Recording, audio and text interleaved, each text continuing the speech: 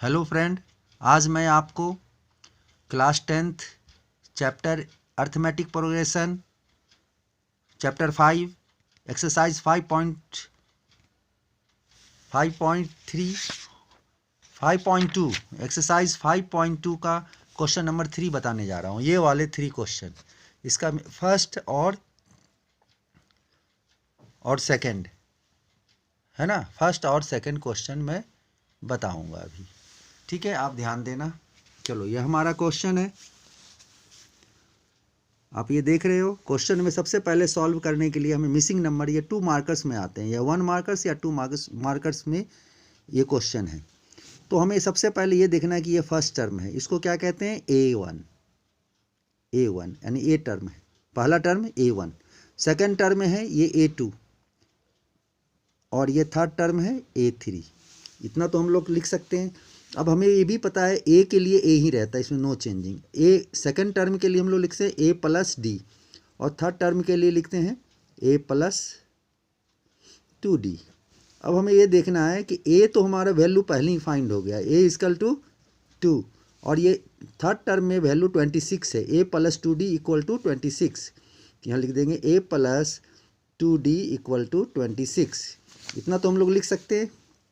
यहाँ पर put the value this in equation this, तो A equal to put the value लिख दो आप यहाँ पर, ये अच्छा रहेगा। पुट द वैल्यू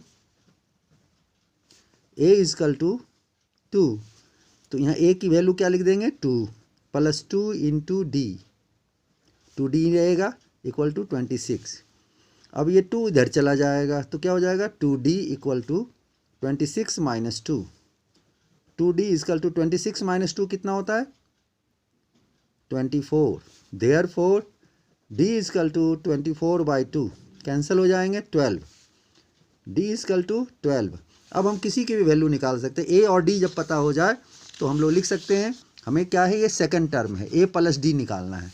तो यहाँ लिखेंगे ए प्लस डी इक्वल टू, ए कितना है 2 और डी कितना आया 12, तो कितना आ गया 14।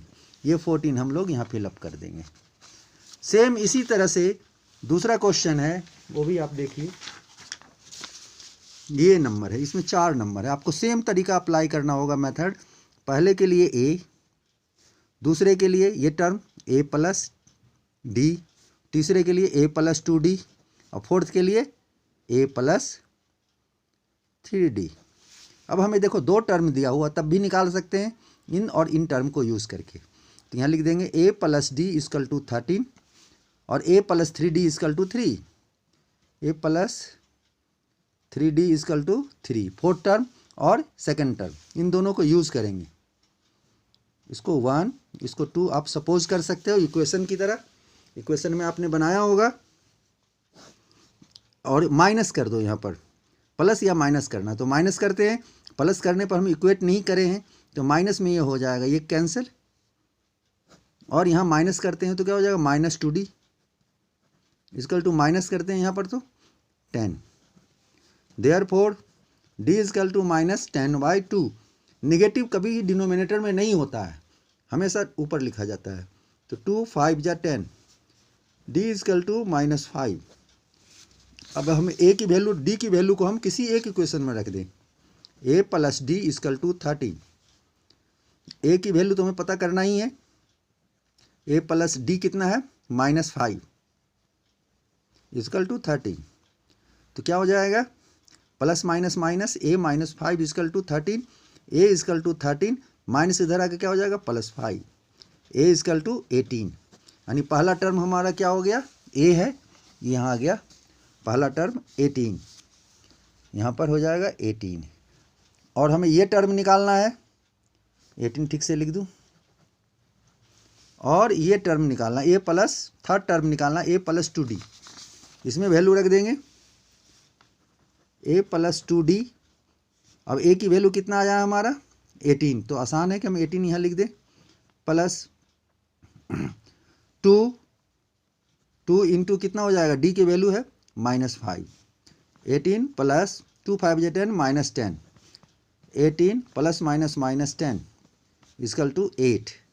यानी कि ये टर्म हमारा हो गया, तीसरा टर्म कितना आ गया 8, यहाँ पर लिख देंगे 8। आपको ये मेथड समझ में आ गया होगा, आपको इससे काफ़ी मदद मिलेगी। मैं इसको, आप इसको पसंद करते हो चैनल को, तो मैं ऐसे छोटे छोटे क्वेश्चन को बना करके ऑब्जेक्टिव टाइप का आपको भेजता रहूँगा। आप लाइक और सब्सक्राइब जरूर करें। Okay, thank you.